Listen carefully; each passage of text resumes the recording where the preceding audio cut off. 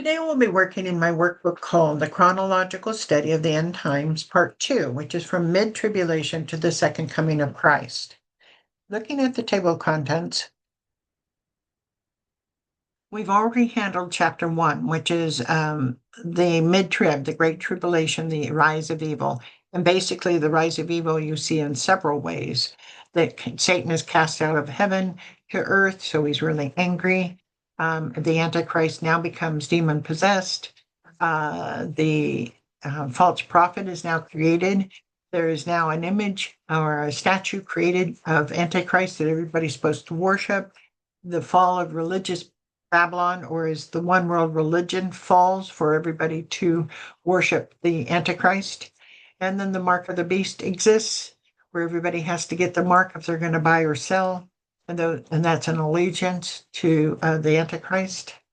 Then we get into the bowl judgments. First, we have the proclamation of the three angels, and then we have the heavenly choirs. And everybody is excited and happy because evil is near the end, finally on earth after all this time. First bowl is boils. Now the bowls are like plagues, and many of them resemble the same ones in Egypt. So we have boils. Then the second and third affect the water, both the sea and the rivers. And then we have the short little blurb here of the comments from two angels, and it's like, why are you in here? But it's basically their comments of what is happening. It's very short, but it's just kind of weird, like why? But anyway, the fourth bowl is poured, which is scorching heat. It gets extremely hot, so much so nobody can go outside. And then right from the scorching heat, is darkness. Now, someone has mentioned it's the sun blowing up and then darkness. However, the rest couldn't happen if that was true. So somehow we have scorching heat and then darkness. That's a miracle wise, but it only affects those who have the mark of the beast too, which is another interesting miracle. Those who don't have the mark of the beast, it doesn't affect. So now we're going to get into chapter 7, the Great Battle of Armageddon. Is that really true? That's really true. We've gotten this far. Alrighty, so on this one, we're going to have the summary and the call for war. So let's get there.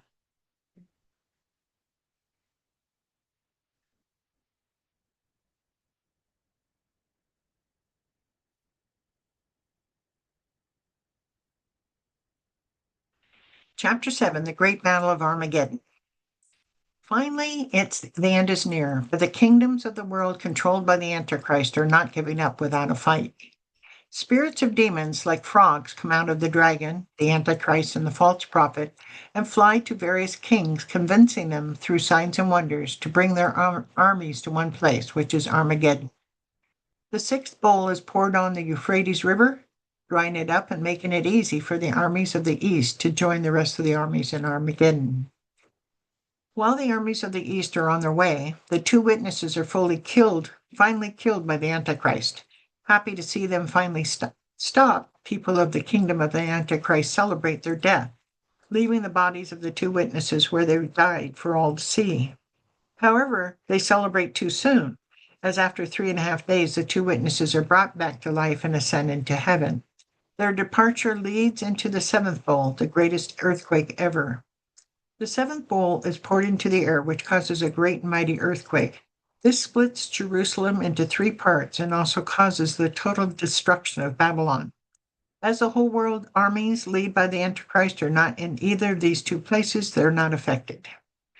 Now we are given detail about the destruction of Babylon. The fall of Babylon starts with the earthquake, but the resulting fire completely and totally destroys it, never ever to rise again.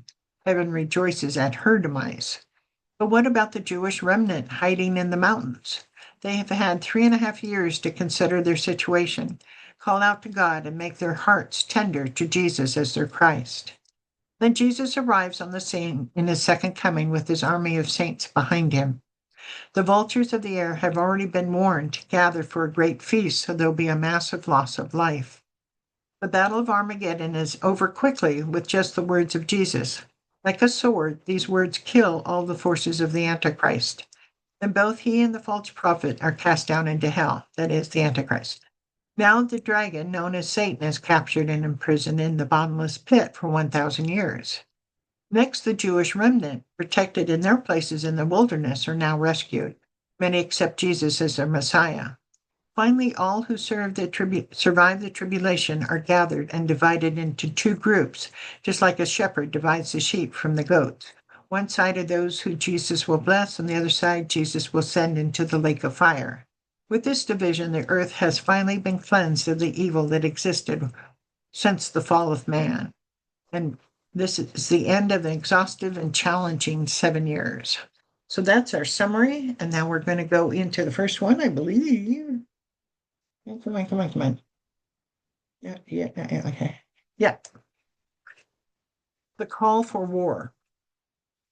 Evil spirits convince the kingdoms of the earth to gather in Armageddon. So this is going to be gathering all the forces of the world that are under Antichrist to fight Jesus and his saints. Well, who's going to win? Yeah, you know, and I know who's going to win this one. Revelation 16, 13, 14, 16. And I saw three unclean spirits like frogs coming out of the mouth of the dragon, out of the mouth of the beast, and out of the mouth of the false prophet. For they are spirits of demons, performing signs which go out to the kings of the earth and the whole world, to gather them to battle of the great day of the God Almighty. And they gather them together to the place called in Hebrew Armageddon.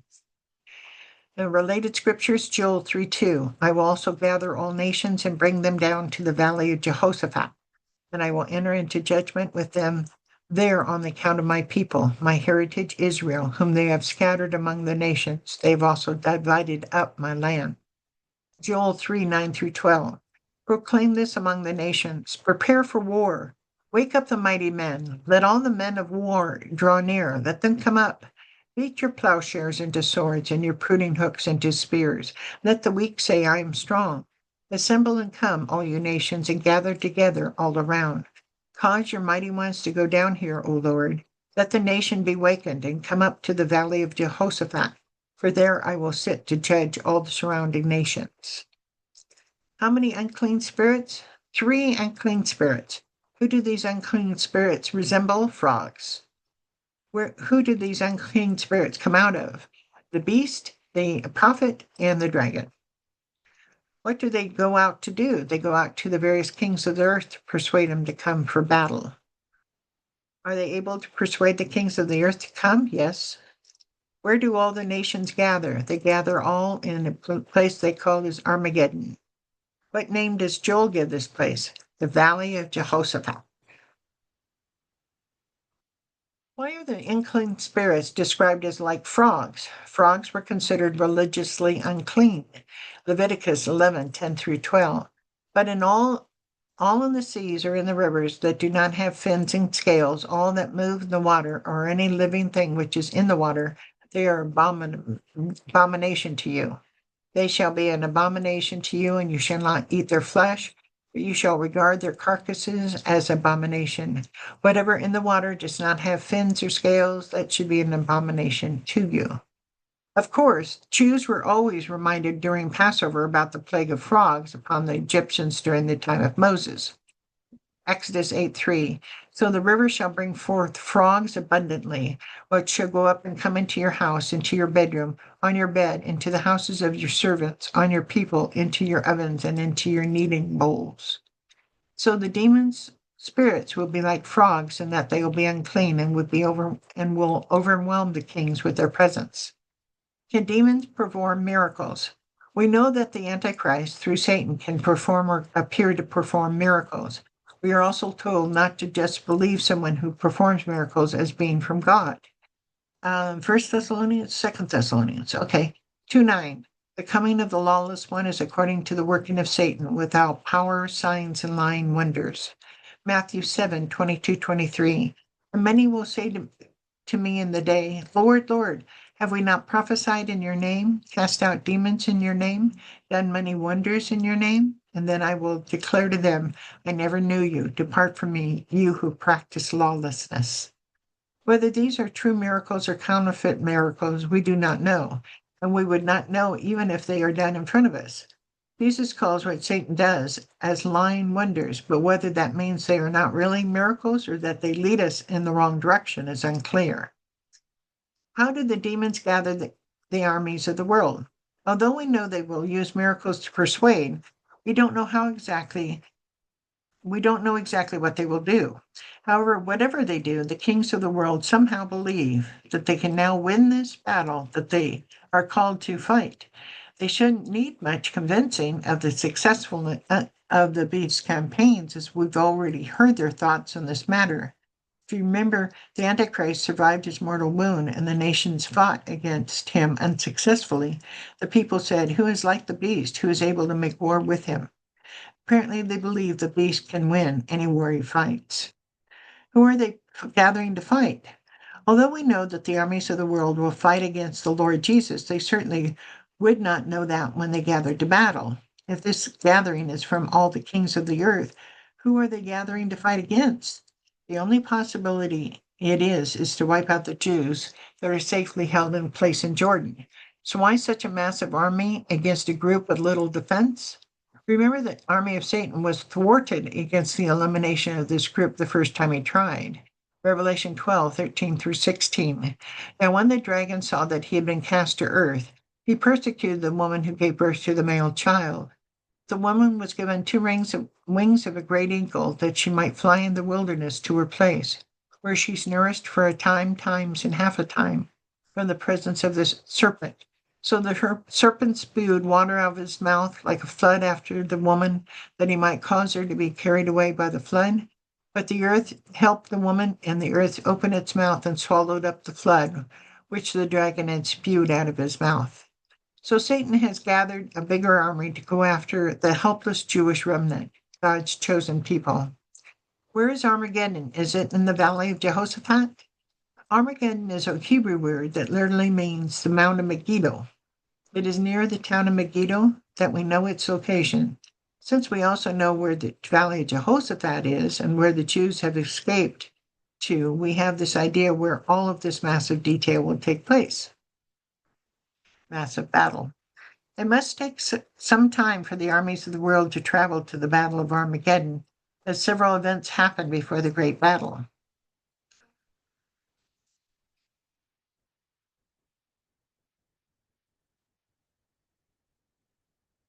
How the demon spirits persuade the kings of the world to come to Armageddon.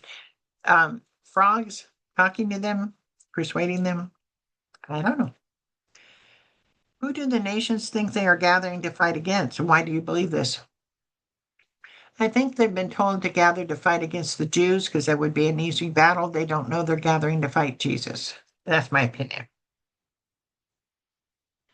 And let's see.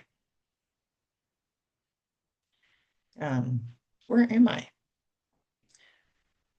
Where am I? That's not it yet. Is that called to war? Yeah, that's called to war. Okay, so that's the end of this video, I think. Anyway,